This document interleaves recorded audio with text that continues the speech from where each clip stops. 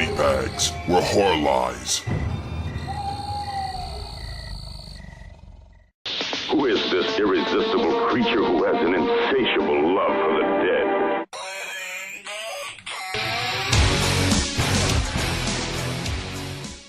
Hey guys, happy Thursday. This is your fright chick speaking.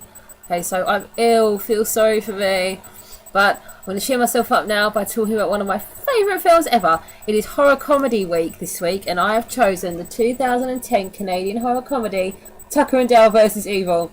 Holy shit, this film is awesome! Okay, oh man, I can't remember the actors' names, but it doesn't matter because I think you recognise them from other films. Yeah.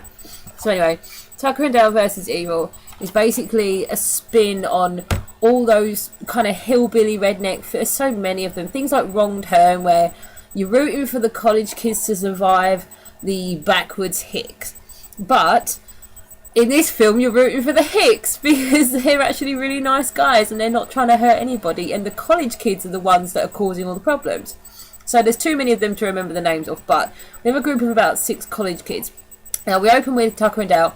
They're best friends and they've just bought a cabin in the woods that they're going to do up. They're going to go fishing. They're so happy about it. The dialogue in this is very good because it's kind of light and funny, and you know, they're joking around with each other a lot and taking the mick out of each other a lot, and it's kind of just, it's awesome. There's a bit of nice humour in there to keep you going until the kills and things start happening. So anyway, the college kids are also out in the woods and they're basically going to go skinny dipping and they're going to just camp out and have some fun, get drunk, whatever. Now we meet Chad, I believe, is sort of the lead guy, if you will, and we've got Alison, who's kind of the lead girl, because they're shown the most.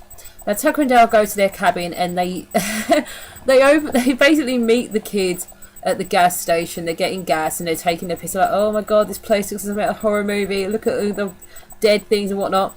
Now Dale is very, very shy. He would like to have a girlfriend, and Tucker is basically like, go and talk to them girls, you know, go hang out, go and talk to them. So when he goes to talk to the girls, he's so nervous. I think he's holding a pitchfork or something as well.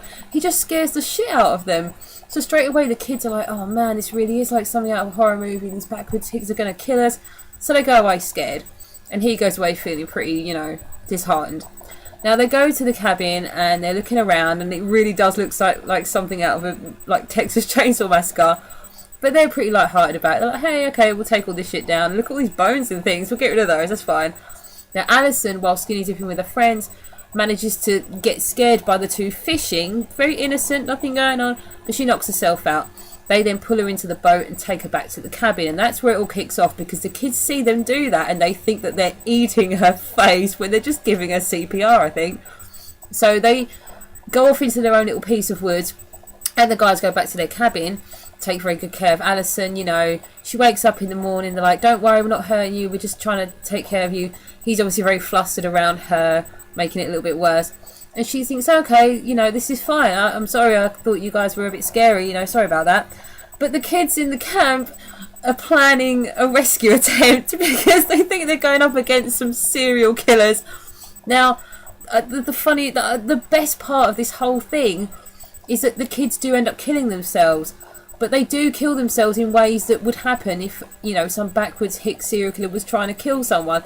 They're quite inventive, they're just very funny. They're very splatter, I will say that.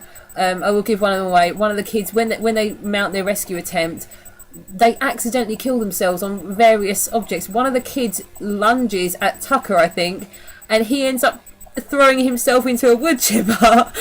And it's like, what the fuck? How did you jump into a wood chipper, you idiot? So Tucker's like, holy shit, there's a guy in the wood chipper, and tries to pull him out. When he pulls his legs along and everyone else sees this, they think he's murdered him. So the whole film is a back and forth of kids slightly getting picked off one by one, accidentally, and the remaining kids then just have enough evidence to think that it's Tucker and Dale doing it. And Tucker and Dale think their theory on why these kids are dying around them is that they're in a suicide pact and they're killing themselves out in the woods on purpose. And they're like, we don't want nothing to do with it, just go away. It's just brilliant. And even when you get the iconic moment of a sheriff turning up, you know, in the movies, the sheriff turns up and the serial killers kill them in the house. So you've got the kids going, don't go in there, don't go in there. And they're like, oh, hey, come in here. We need to talk to you about these kids. They're killing themselves. And the sheriff manages to kill himself on a faulty board with nails in it. And they're freaking out because there's all these people dying around them. And the kids decide that they need to take a bit more drastic action of themselves. This is perfect. The whole plot runs smoothly along the lines of every cliched movie you've ever seen. It just has a different twist where you're rooting for the guys rather than rooting for the kids. The kids also have a psycho in their own group who, after watching his friends die, and obviously they still have Alison, they're taking care of her, they need to keep trying to rescue her apparently. He then gets more and more insane, and he has a little mini backstory with the fact that he can't stand hillbillies because his mum was raped and killed by a hillbilly, or his dad was killed by a hillbilly.